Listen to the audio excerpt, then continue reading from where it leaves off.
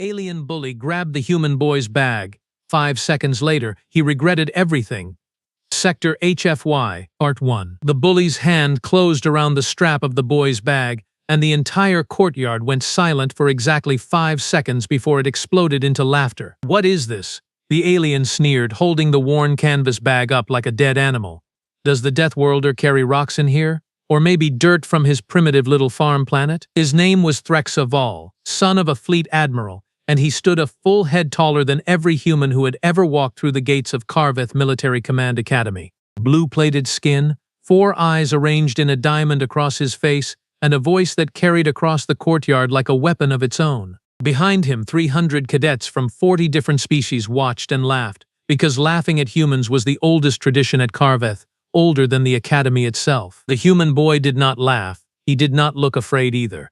He simply stood there in his plain gray cadet uniform, brown hair cut short, eyes calm as still water, and said 4 words that would echo through galactic military history for the next decade. "Put it back, now." The courtyard laughed harder.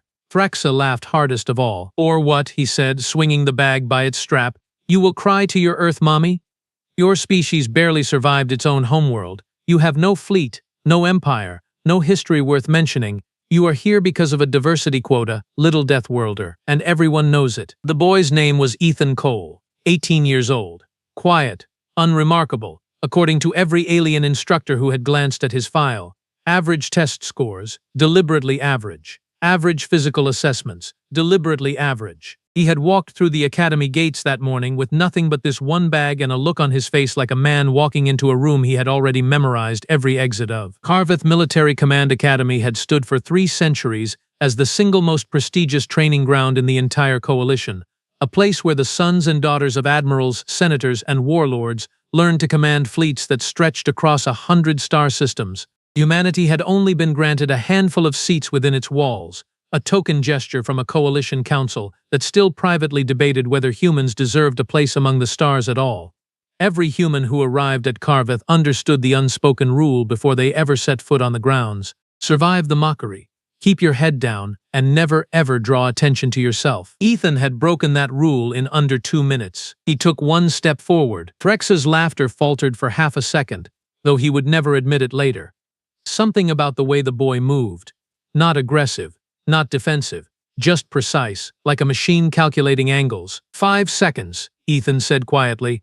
That is how long you have to put the bag down before this becomes a problem you cannot walk away from. The crowd roared with laughter again. 300 voices from a dozen worlds mocking a boy who had just given a countdown to a cadet twice his size. Threxa grinned with all 4 eyes and threw the bag over his shoulder toward a group of his friends, who caught it and began tearing at the zipper, eager to expose whatever pathetic human junk was hidden inside. Ethan Cole moved. There was no wind-up, no shout, no dramatic pause.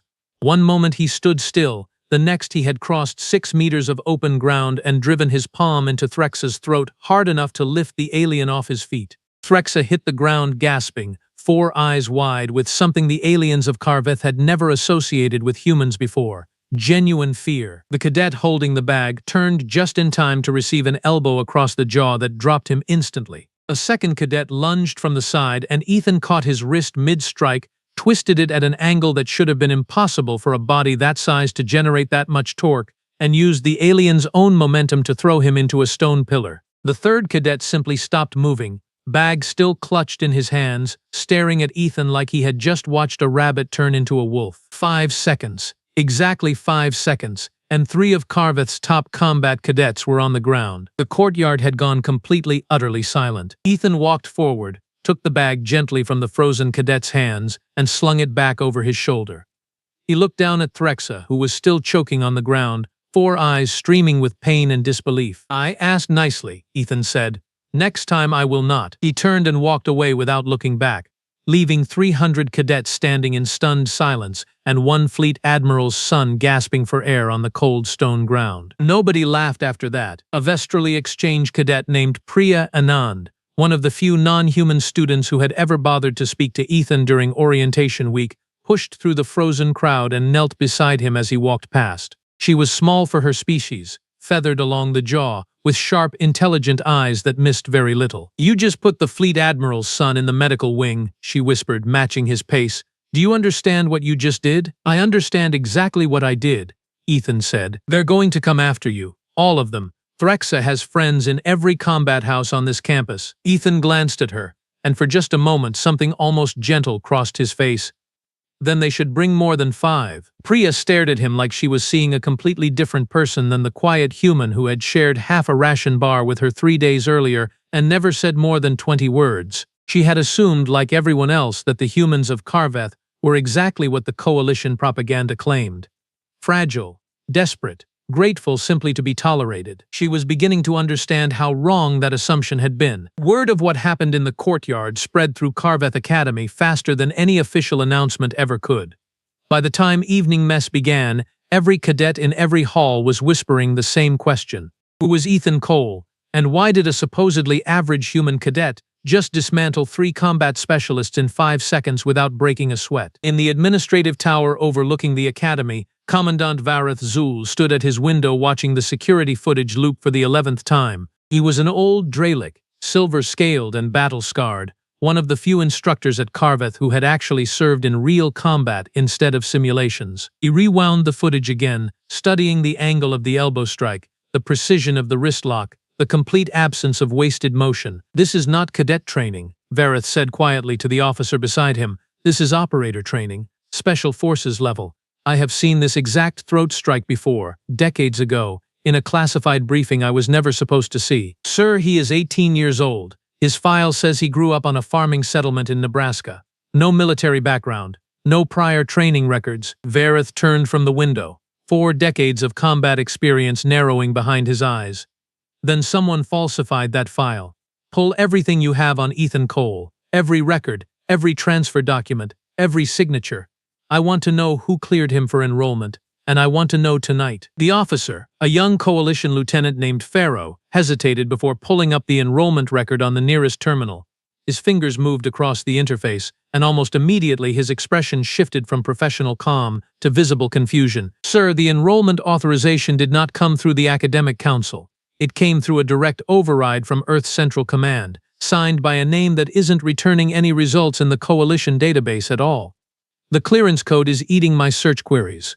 I have never seen a code do that before. Show me. Pharaoh turned the screen toward him.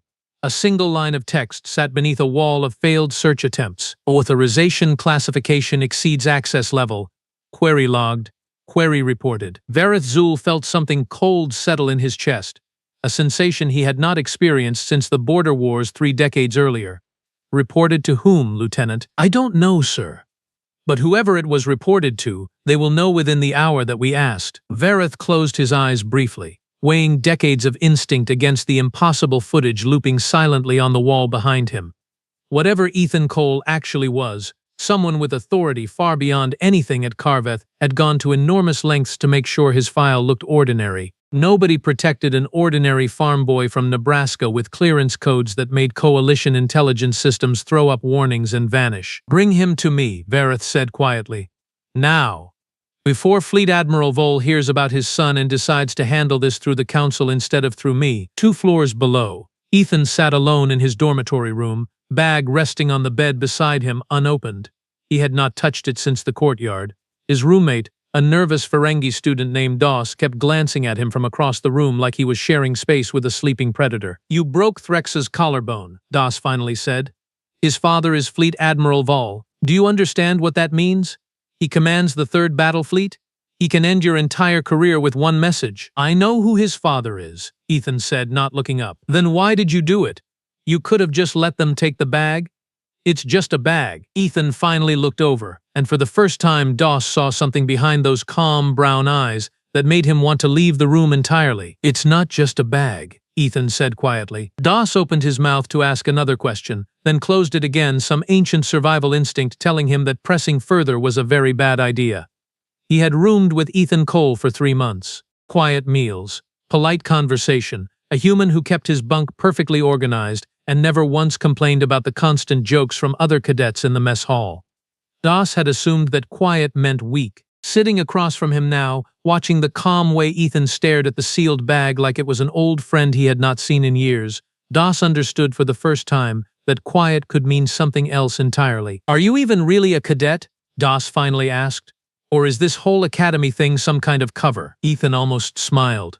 Almost. Ask me again after tonight. Before Das could press further, the door chimed with an urgent priority signal, the kind reserved for security emergencies.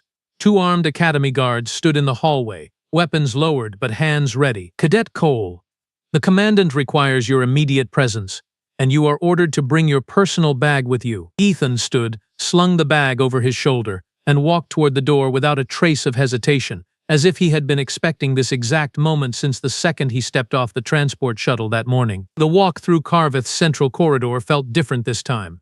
Cadets pressed themselves against the walls to let him pass, whispering, staring, some with fear and some with something closer to awe. Threxaval stood among a cluster of his friends near the medical wing entrance, a neural brace fitted around his throat, 4 eyes burning with humiliated rage as he watched Ethan walk by, escorted by armed guards. "This is not over, Deathworlder," Threxa rasped through the brace. Ethan did not slow down. It never was. Inside the Commandant's office, Vareth Zul sat behind a desk covered in datapads, security footage frozen on the wall display behind him showing the exact moment of the throat strike. He gestured for the guards to leave and studied Ethan for a long, silent moment before speaking. "Sit down, Cadet Cole." Ethan sat, bag held in his lap, posture perfectly relaxed despite armed guards standing just outside the door. "I have served in the coalition military for 43 years, Vareth said. I have fought pirates, rebels, and 3 different wars against hostile empires. In all that time, I have seen exactly one style of unarmed combat that matches what you did in that courtyard. It belongs to a program that officially does not exist.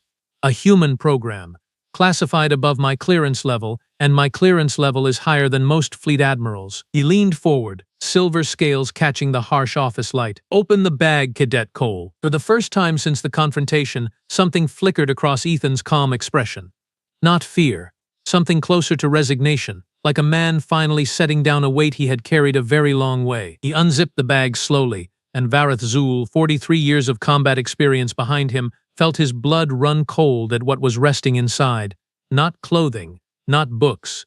A single sealed case, black as void space, stamped with a human military insignia that had not appeared in any official galactic database in over 15 years, alongside a symbol every intelligence officer in the coalition had been quietly warned never to speak of aloud. "Do you know what that symbol means, Commandant?" Ethan asked quietly. Vareth Zul, who had never once in his career shown fear on his face during combat, felt his hands tremble slightly as he stared at the insignia. "That program was terminated," he whispered.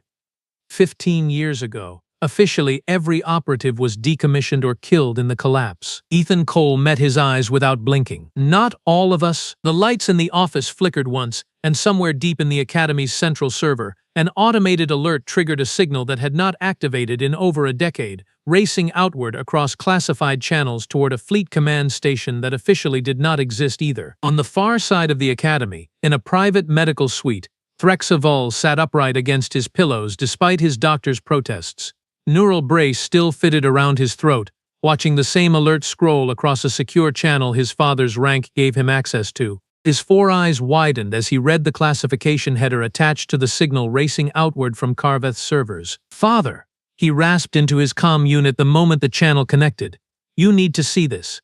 The human I fought today. I think we made a mistake." Fleet Admiral Vol's voice came back low and unusually careful, the tone of a man who had just recognized a threat he thought had been buried and sealed 15 years earlier. "What insignia did you see exactly?" Threxa described it, and on the other end of the connection there was a long, heavy silence before the Fleet Admiral spoke again, his voice barely above a whisper. "Say nothing to anyone. Do you understand me? Nothing. If that program still has active operatives, then every assumption this coalition has ever made about humanity is about to collapse, and I intend to be far away from Carveth when it does." Whatever Ethan Cole truly was, the galaxy was about to find out the hard way.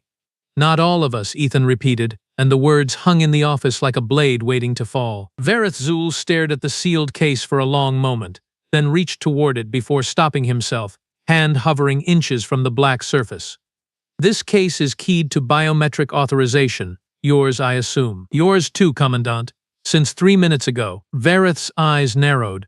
"Explain that." "The moment you pulled my enrollment record, the system flagged your clearance level as sufficient for read access. That was not an accident. That was the program deciding you needed to know." Ethan finally set the case on the desk between them. My handlers do not waste classified material on people who cannot be trusted with it. Handlers? Vareth repeated. So you admit you are not simply a cadet? I am exactly what my file says. 18 years old. From Nebraska. Enrolled at Carveth through legitimate channels. Ethan's voice stayed calm, almost gentle. I am also something else. Both things are true at the same time. That is the entire point of the program, Commandant. We were never meant to look like what we are. Vareth pressed his palm against a sensor on the case, and it hissed open with a soft mechanical exhale. Inside, resting on black foam, sat a single data crystal, dark as obsidian, along with a folded document bearing a header that made the old Draelic's throat tighten. Project Longbow. Human Special Operations Initiative. Terminated Stata. False flag. This says terminated status false flag, Vareth said slowly. You are telling me the entire galaxy believes this program ended 15 years ago, and that belief itself was manufactured. Yes. Why? Ethan finally looked directly at him, and for the first time since the courtyard, something raw showed behind the calm exterior. Not anger. Something closer to grief carried for a very long time and never set down. 15 years ago, the Coalition Council discovered that Earth had been quietly training operatives capable of matching or exceeding the combat performance of Coalition Special Forces using techniques and physiology the rest of the galaxy did not understand and could not replicate. They saw it as a threat. Not evidence of human potential, a threat to be contained. Ethan's jaw tightened. There was a vote, a secret one. The Council ordered Earth Central Command to shut the program down completely or face sanctions that would have crippled human trade and travel rights across Coalition space for a generation. And Earth complied. Earth appeared to comply. Ethan tapped the data crystal. Publicly, Project Longbow was dissolved. Every operative was reported decommissioned. Most of the galaxy believed it, because most of the galaxy wanted to believe humans were exactly as weak as the propaganda claimed. But the program did not end. It went underground. Operatives were placed inside ordinary human lives, ordinary schools, ordinary academies, waiting, watching, and reporting on exactly the kind of institutional corruption that ordered our extinction in the first place. Vareth sat back slowly, the weight of what he was hearing settling into every scarred line on his face. You are telling me you were placed at Carveth as an intelligence asset. I was placed at Carveth because Project Longbow discovered something 8 months ago. A pattern of academy officials across 3 different coalition military schools quietly failing human cadets regardless of performance, funneling resources away from human trainees, and reporting false data back to the Council to justify continued restrictions on human enrollment. Someone at Carveth has been part of that pattern for years. Ethan's eyes did not waver. I was sent to find out who. Vareth walked to the window and looked out over the academy grounds, quiet now under the evening light, cadets moving between buildings unaware that the institution they trusted had been quietly rigged against a fifth of its own student body for years. How many of you are there? Operatives like you scattered through the coalition. I couldn't tell you even if I knew the full number, Ethan said. That's the point of the program. No operative knows more than their own assignment. If one of us is ever captured or compromised, we cannot expose the others, because we genuinely do not know who they are. I know 2 names. That is all Longbow ever gave me, and your handlers trust an 18-year-old with this much responsibility. Something flickered across Ethan's face, brief and tired in a way that made him look, for just a moment, exactly as young as his file claimed. I was recruited at 12, Commandant, trained for 6 years before I ever set foot on a coalition world. By the time most cadets here were learning to fly a shuttle simulator, I had already completed 3 real assignments. Age was never the metric that mattered to Longbow. Results were. The door chimed again, sharp and urgent, before Vareth could respond. He opened it to find Lieutenant Farrow standing there, breathless, a datapad clutched against his chest. Sir, Fleet Admiral Vole just requested an emergency session with the Academic Council. He is citing cadet safety concerns regarding Ethan Cole. The session convenes in 20 minutes, and he is demanding Cole's immediate expulsion. Vareth closed his eyes briefly. Of course he is. There's more, sir. Farrow lowered his voice. I ran a deeper trace on the enrollment override, the way you asked. I found something buried in the Academy's private financial records. 3 separate payments over the last 2 years, routed through shell accounts, all originating from the same office. Fleet Admiral Vole's office. Ethan did not look surprised. Payments to whom? Farrow swallowed. To the Dean of Cadet Affairs, the same office responsible for evaluating and ranking every human cadet's performance scores before they're submitted to the Coalition Council. The pieces fell into place in Vareth's mind with the cold clarity of a man who had spent 43 years learning to recognize conspiracies before they finished forming. Vol has been buying falsified evaluations, suppressing human performance data. That is why every human cadet at this academy scores exactly average, no matter how well they actually perform. It is bigger than suppression, Ethan said quietly. Fleet Admiral Vol commands the 3rd Battle Fleet, which patrols the border sectors closest to human-colonized space. If the Council believes humans are weak and unremarkable, they approve smaller defense allocations for those border sectors, which means smaller coalition presence, which means more territory quietly falls under Vol's personal control without oversight. He has been building a private empire on the border for years, and an accurate assessment of human capability threatens to bring Council scrutiny back to that region. Vareth's scarred face hardened into something dangerous. You have proof of this? Ethan reached into his jacket and produced a second data crystal, smaller than the first, which he had clearly been carrying separately from the case the entire time. I have 3 months of financial records, communications intercepts, and falsified evaluation reports. I was going to deliver this to Earth's Central Command through normal channels once my assignment concluded. Threxa grabbing my bag in front of 300 witnesses accelerated my timeline considerably. Then we go to the council session, Vareth said, rising from his desk.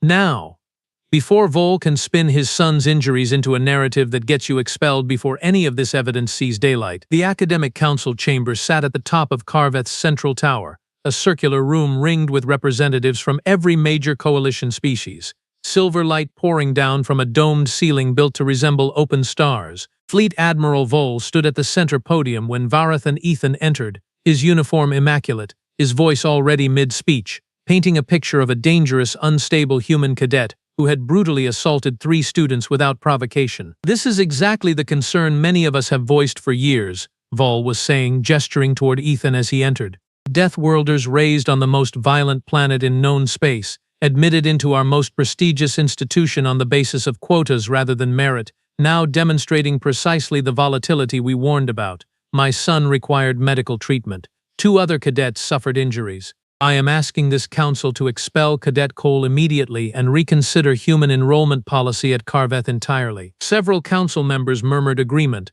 Others simply stared coldly at Ethan as he walked to the center of the chamber, unbothered, unhurried, the second data crystal still held loosely in his hand. Fleet Admiral Vol, Ethan said, before this council votes on my expulsion, I would like to submit evidence relevant to your request. Vol's eyes narrowed.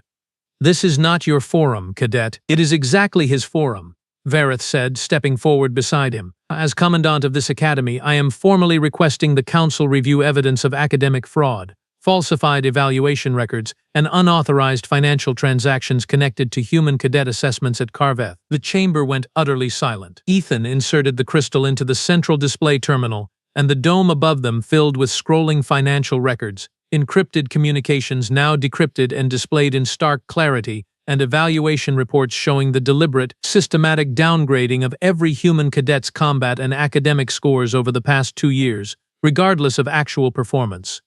Names appeared, dates appeared, and at the source of every falsified transaction, the same signature repeated over and over. Fleet Admiral Vol's signature. The color drained from Vol's face as council members around the chamber began speaking over one another, shock rippling through the room like a physical wave. Threxa, seated near the back beside a medical attendant, stared up at the display with an expression of dawning horror, watching his father's carefully constructed narrative collapse in real time above him. This is fabricated, Vol snarled.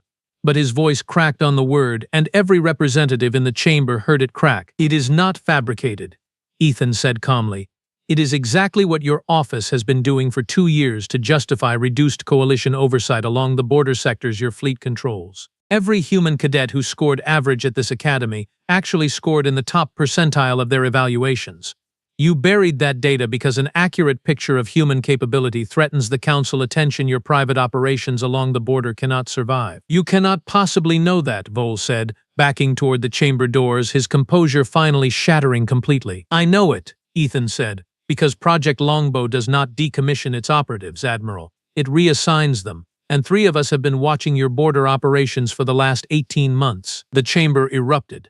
Council members shouted questions, security officers moved toward Vol as he tried to retreat, and somewhere in the chaos, Threxa Vol rose slowly from his seat, staring at Ethan across the chamber with an expression that had shifted entirely from hatred into something far more complicated. A representative from the Torvain delegation, a heavy-set alien with plated armor grown directly from his own hide, slammed a fist against his console hard enough to silence half the chamber. This council authorized reduced defense allocations along the border sectors based on evaluations this man falsified.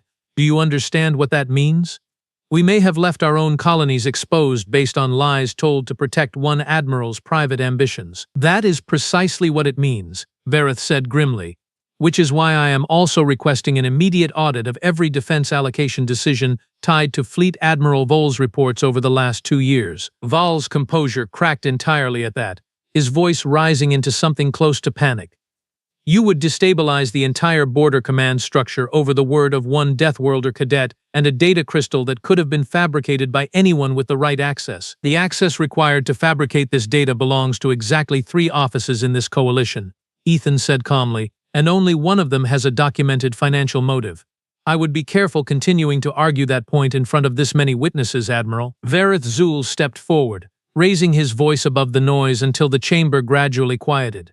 This council will suspend Fleet Admiral Vol's authority pending full investigation, effective immediately. Cadet Ethan Cole's actions in the courtyard, while forceful, were provoked, and I formally request this council recognize that human cadet evaluations at this academy have been fraudulent for the past 2 years. A representative from the Vestrali delegation, an elder with feathers streaked silver at the temples, rose slowly from her seat. If human performance data has truly been suppressed this severely, then this council owes every human cadet at Carveth a formal reassessment. And frankly, gentlemen, it owes an apology to a species we have grossly, deliberately underestimated. Ethan said nothing. He simply stood in the center of the chamber, calm as he had been in the courtyard that morning, while 300 years of coalition assumptions about humanity began quietly, irreversibly to collapse around him. Later that evening, Priya found him sitting alone on the academy's outer wall, watching the twin moons rise over Carveth's training fields. She sat beside him without asking permission, something she never would have dared that morning. You could have just shown them the evidence without letting Threxa grab your bag first, she said. Why let it happen at all? Ethan was quiet for a moment, watching the moonlight settle across the fields below. Because Vol needed to believe he had already won before I showed him he hadn't. Men like him only make mistakes when they feel safe. Threxa grabbing that bag in front of 300 witnesses gave me exactly the opening I needed. So the whole thing was a setup. The whole thing was patience, Ethan said. There's a difference. Priya studied him for a long moment. The quiet, unremarkable human she had shared a ration bar with 3 days earlier now looking like something else entirely under the moonlight. What happens to you now that everyone knows what you are? Ethan almost smiled. That same small, controlled expression from the courtyard that morning. Now I go back to being an average cadet from Nebraska who got lucky in a fight, at least until the next assignment finds me. Somewhere across the academy grounds, in a detention cell awaiting transport to a coalition tribunal, Fleet Admiral Vol sat in silence, staring at nothing, while 3 star systems away, a private communication channel activated for the first time in 15 years, carrying a single encrypted message toward a command station that officially, according to every galactic database, did not exist. The message contained only 2 words, Longbow confirmed, and far beyond the edges of coalition space, in places the galaxy had never thought to look, more operatives like Ethan Cole were already receiving the same signal, quietly closing old files, and waiting for their own turn to remind the galaxy exactly what humanity truly was.